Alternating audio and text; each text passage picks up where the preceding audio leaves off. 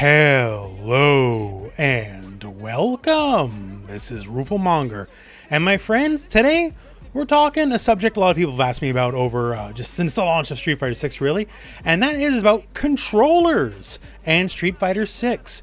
You now these days have more options than ever to play fighting games in terms of controllers, and I figure, well, let's talk about it. Let's make a video about it. Let's talk about the three distinct categories of controllers you can play fighting games with. Your default basic pad. This is usually what comes with your system.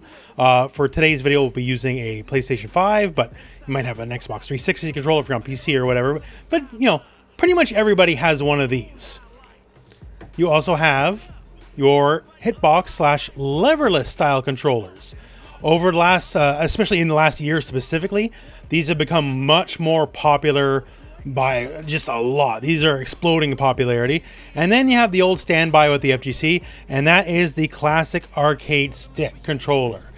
This has been here since the 90s when we played in the arcade cabinets, and it's definitely the favorite of some old heads, or, you know, people who are just looking to get in fighting games in general, and you feel you need a very specific fighting game style controller, then that's why we have the arcade sticks. So in this video, I want to go over the pros and cons of each of the three: controller, basic controller, arcade stick, and Hitbox / Leverless controllers. What works for them, what maybe is a little bit more difficult, and also just a little bit of tech for all three. So I should have this video timestamped for you, so feel free to skip to what makes sense for you. And otherwise, let's start with your basic controller pad. So first, let's talk the basic controller. This is going to be the favorite of many newcomers especially, and you can get them in different sizes and varieties, you know, basic PS5 model, a cool purple PS5 model, heck, even a somewhat exclusive Red Bull Kumite PlayStation controller. Thank you very much for that one, Red Bull. But yeah, so regardless of the shape or make, PlayStation's for the most part what most people are going to be using. Some people are going to be on Xbox, and if you're on PC, maybe you picked up something a little bit more off the shelf, and there is more advanced things, you know, like $200 Pro models. But let's talk the base pad, because it's old reliable, especially in Street Fighter 6. There's been some stigma over the years that pads aren't as good, and I'm here to tell you, especially come Street Fighter 6, pads definitely have some distinct advantages. So I guess perhaps just the major one out of the gate, if you are looking to play with modern controls specifically, pad is like just straight up designed for modern controls. Just the usual 4-button layout with your triggers and all that kind of stuff. It is definitely made with pad in mind. You know, you have your lights, your mediums, your heavies, your special button is all laid out to just the basic face buttons. And then the auto button is held to one of the triggers, so if you want to modify your basic attacks and special, it's all there right for you. And of course, on the back shoulder here, we have throw, we have DI on trigger, we have parry on trigger. And one of the things here that's a very distinct advantage for pad is specifically those triggers. Like, forget modern, like I switched back to classic, right? So usual 6-button layout now, and your heavies are going to be on your right triggers, right? So one of the things about just having the triggers is you can bind certain buttons to the trigger. And on the classic setting specifically, drive, impact, and parry are both bound to L1 and R1. And this is actually great. So if you're holding your controller here and you have your fingers on the triggers while you're waiting, this actually gives you effectively the best possible reaction time for both a parry and for a drive impact, which is heavily to your advantage. Say you're looking for that split-second parry timing. Well, your finger should probably already be on the parry shortcut, thus it makes very explicitly the fastest possible parry easy, because there's no travel time for your fingers, right? It's just your fingers already there, and then press button. Don't have to move your hand around. Like, say if you were on a leverless controller or an arcade stick, your fingers are already there, already on the button. Much the same for a drive impact. You just hit the button, right? Your finger is already there. There's no effective travel time for your hand. Just press, you're good to go. This is especially important in Street Fighter 6, where the drive impact is very much a thing, and specifically reacting to drive impacts with your own, and having that least amount of travel time, that fastest possible reaction, is like literally game winning, like legitimately. This is, I'm not afraid to say it, a very distinct advantage for pad compared to arcade sticks or for leverless controllers. In fact, many leverless controllers are being completely remade and rethought, as we'll talk about later on in the video, specifically just for ease of use to have a button specifically mapped to drive impact. So you can use your thumb or your finger or wherever, you know, it's customly made, right? Just to replicate the basic pad experience, which it has out of the gate. When you're already playing, doing the old back and forth, man, like I said, just your finger's already on the button. So it's just a pure reaction thing. And pad basically gives you, minus heavily custom controllers, the fastest possible reaction for a drive impact, which is very key in Street Fighter 6. And besides something like that, what about, you know, combos? Well, pad, it's about as easy as anything else, right? If this is what you're used to, then it's not really a learning curve, right? Obviously, things are easier in modern, but even if you're playing classic, like if I'm looking to do a Dragon Punch motion, just forward to down forward, it's no big deal. Same with, like, you know, regular motions, backwards motions. The one thing I will add is a lot of newcomers always tell me they have problems with charge motions specifically, and usually when they tell me I have problems with charge, it's because they're playing on pad. And let me give you what you're probably doing wrong here out of the gate. So now we are in control of Honda. So the thing to note here is, let's say just use sumo headbutt, right? Many people I notice when they do a charge, you know, either holding back or holding down, what they do is when they have their charge, they slide their finger across the pad, if they're using pad or using the analog stick. Analog, you sort of have to slide. But what you really want to do is just simply, when you hold back, have your charge, let go, like take your finger off the D-pad, and then hit forward. So I'm holding down back for charge, forward button, right? So when you let go and then hit forward, or hold down, then let go and hit up, it removes you sliding your thumb across and basically fat fingering extra directions, right? Like you might actually like slide and like accidentally hit up just barely or hit down just barely. Like many possible permutations that will mess up your easy charge. It shouldn't be hard. So that's, if you're messing this up at all, that's probably what it is. Just when you have your charge, let go and then immediately hit up or forward or whatever, right? Just don't slide your whole thumb across it, because that gives you a very large level of imprecision, much the same here for analog.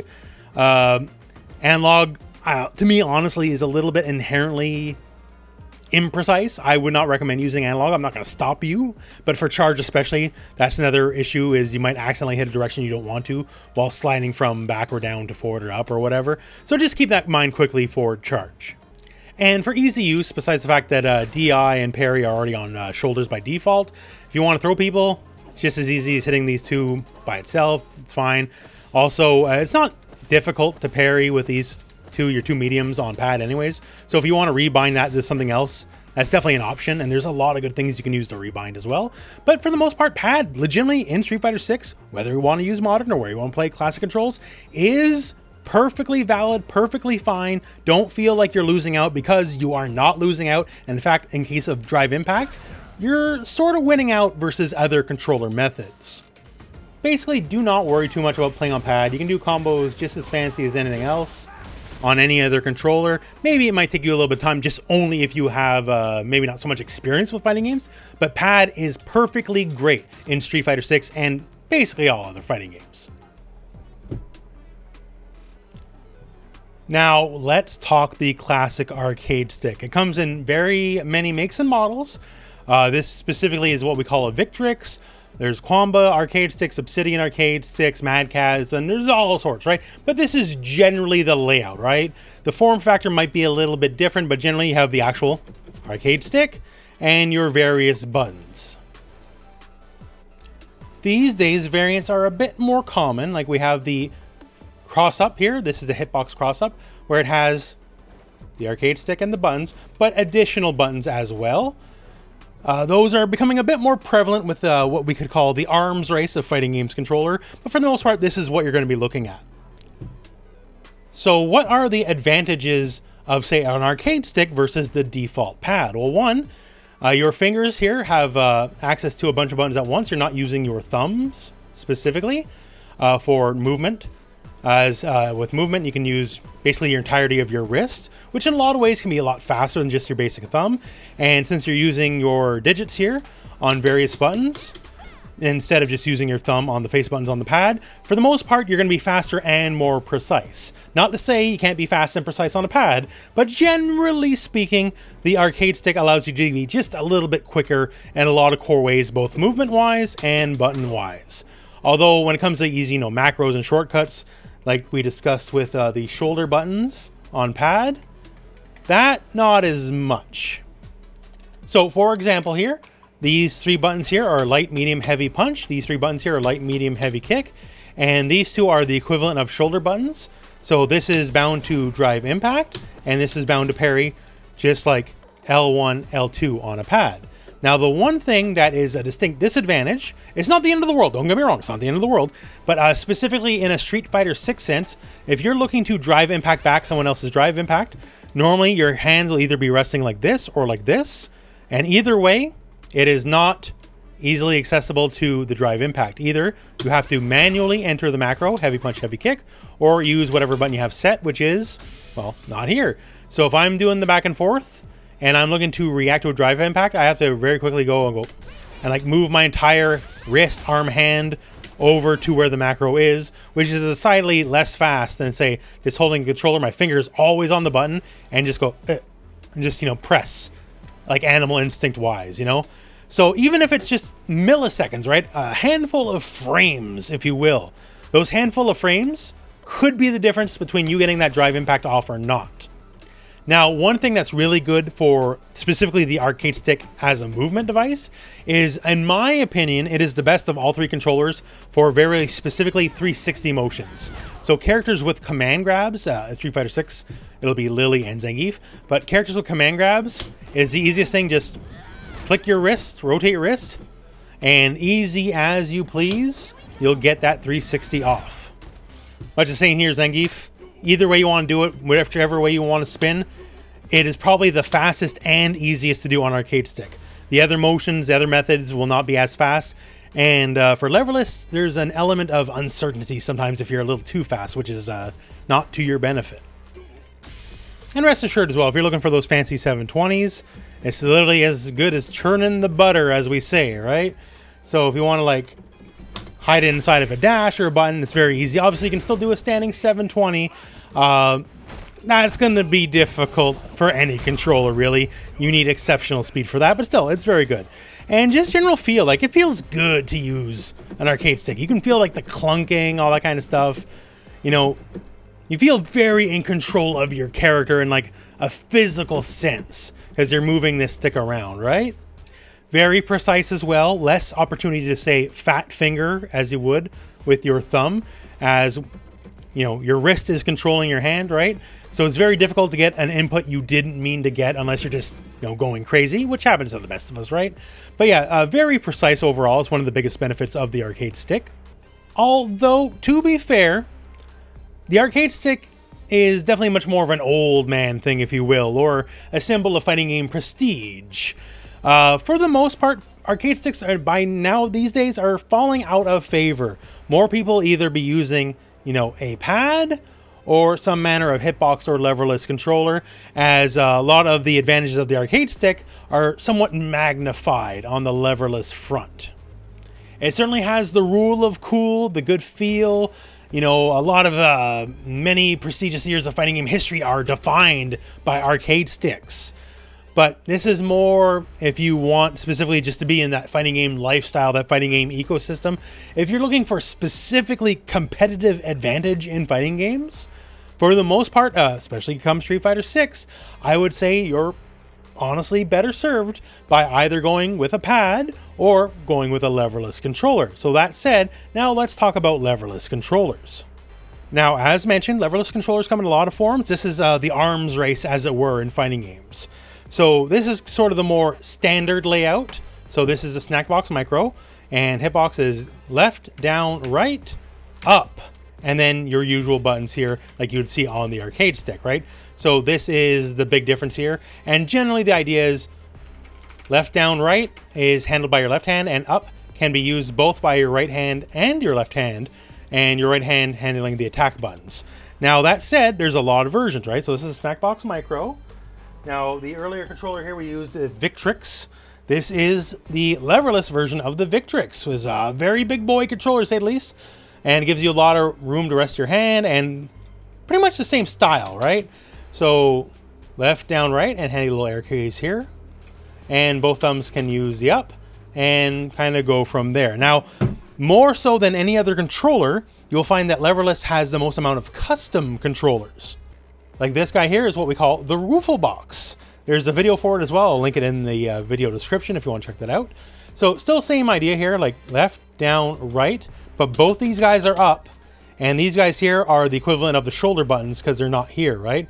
So now I can manipulate shoulder buttons with this finger here or this finger here without having to worry about moving my wrist. And once again, 2 up buttons.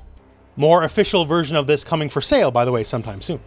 This guy here is what we call the Furin FRS. Once again, same idea, left, down, right. You might notice the up button is not where it is for the other controllers. It's actually over here by my thumb because I like to hold the leverless controller this way with my wrist kind of outward. So this is more natural for me. And the Furin FRS specifically is a very customizable style controller. You can get it basically any make or mold you want.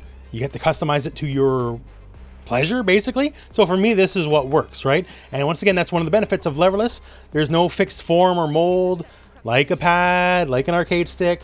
There's more amount of customization to make what works for you in these style of controllers than any other style of controller. Now, what are the benefits of a leverless style controller versus the arcade stick and the pad?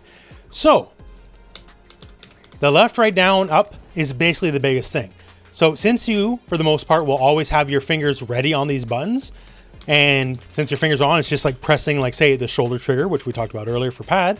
This gives you basically the shortest amount of travel time and most control over your character, especially in terms of like say, 2D fighting game neutral, when you're just looking to go, forward, back, or down, back, or whatever. Since you have less travel time, you're not moving your thumb around, you're not manipulating your wrist to move an arcade stick around. You're just literally always fingers here, just always ready to go. This gives you the most precision in general basic movement. It's the same here if you want to jump.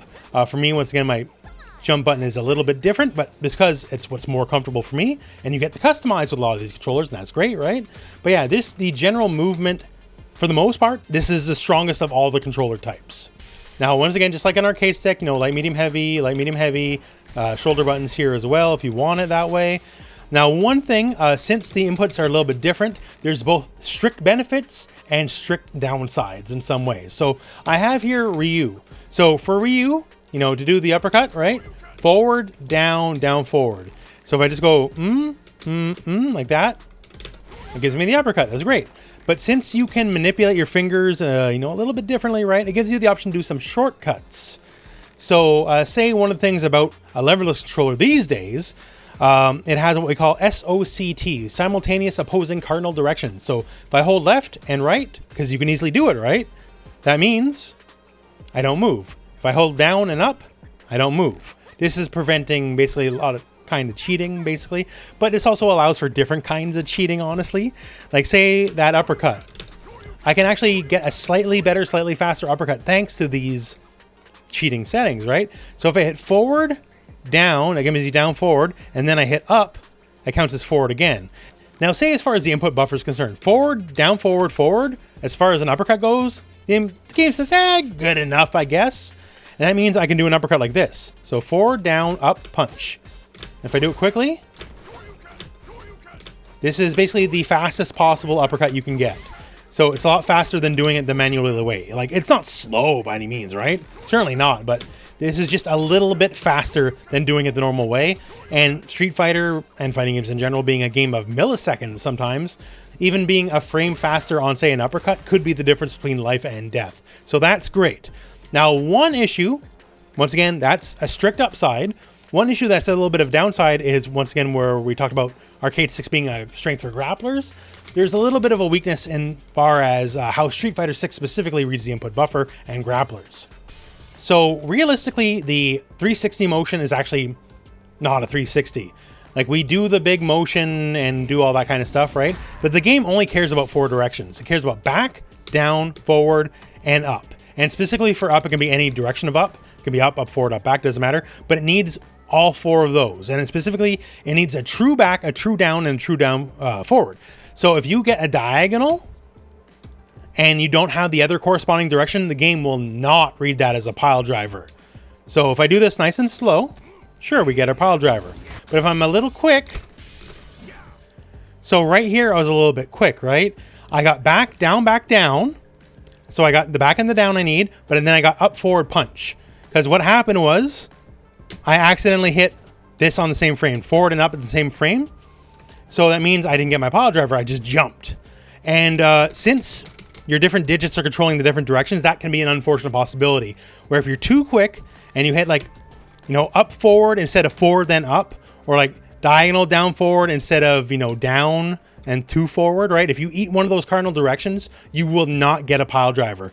On an arcade stick, if you just do the motion the normal way, or on pad, it's impossible to not hit all the cardinal directions. You have to hit all the directions along the way.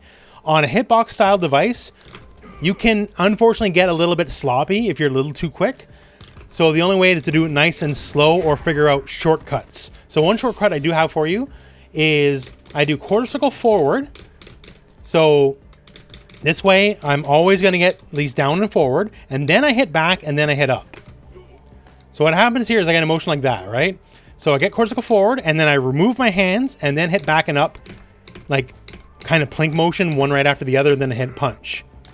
It might not be the fastest possible input, but it's the one that gives me the least amount of like room for error and accidentally getting a diagonal when I meant to get a true cardinal direction, because that sucks. Like, you want those cardinal directions and you'll miss pile drivers. And for the most part in Street Fighter, that's probably the main weakness. And if you don't play a character with a 360, it doesn't matter. Like say for Mano, her grab is a half circle back motion, and the input buffer does allow for a lot of slop. It does not care about you hitting all the true cardinal directions. As long as you vaguely, roughly input it correctly, it'll give it to you no matter what. So for characters with a half circle grabs like Manon or Han or something like that, then don't even worry about it. It's specifically only for Lily and Zangief that this currently affects. I also find that Leverless is very specifically good for charge characters. As we mentioned earlier, since there's like no effective travel time on your directions because your fingers are already there, right? You can just like literally the frame after you hit forward, you can immediately just go backwards and get your charge back, right? It gives you the fastest possible time to go back to charge from hitting forward or up or, you know, whatever it may be, right? So if you like charge characters, once again, it could be a frame or two, but a frame or two can be a very distinct advantage. So if you like those charge characters, that's another feather in its cap. So characters with Shoryukens, characters with charge, Leverless definitely helps out quite a bit. Now, one downside, which is outside of the game, but let's get real with it. As most Leverless controllers are rarely like factory ship products, they're mostly hand built, a lot of them. Only like the actual Hitbox branded Leverless and Snackbox are very mass market. The rest are, you know, more custom, like say the Furin. They're going to be a little bit more pricey. Certainly a lot more than just, you know, off the shelf pad or say, you know, arcade stick. There's a lot of, you know, there's a long history of making arcade sticks, so the costs are not as high. These will generally run you probably the most amount of money if you're looking to get into this. But then again, they're highly customizable. If you get one, they'll be good for you for years and years and years to come. So it's basically, if you're looking to make an investment long term, this is good, but also it's a little pricey, so just keep that in mind. And that's a rough idea on the 3 major styles of controllers for fighting games. One thing to add specifically, I played arcade stick all my life. You know, I started back in the 90s in the arcades, right? I'm getting older. I turned 40 later this year. And for me, I started switching over to Leverless, not because of any perceived gain in power and gaming the system, but specifically I have a bad left wrist and forearm. And there's a lot less strain on Leverless controllers versus just the old back and forth, up and down of an arcade stick. So if you have any health concerns, generally Leverless is going to be easier on your digits, your fingers, your wrist, and your forearm than the other controller method. So that is something to keep in mind. But yeah, you know, fighting games, we're basically in the new golden age. We got Street Fighter 6, we got Tekken 8 coming up, we got Mortal Kombat 1 coming up, we got Project L coming up. fighting games are a very, very big deal again, you know, like, and I'm here for it. So that said, I hope this video gave you kind of like a rough idea on how these various controllers work, what's good with them, what's not. On the base level, once again, you probably have a pad, and if you don't want to change up, hey, by all means, pad for fighting games is like the best it's ever been. So you feel free to stick with it if that's what you like, right? But there's no wrong option for the most part.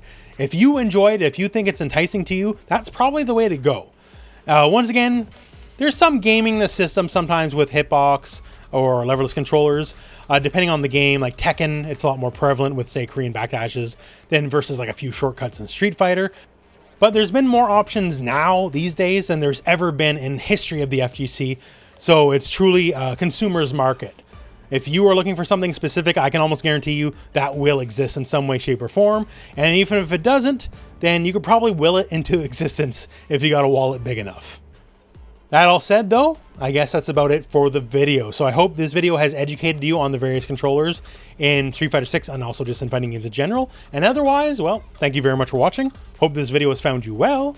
And go out and play some Street Fighter and some fighting games.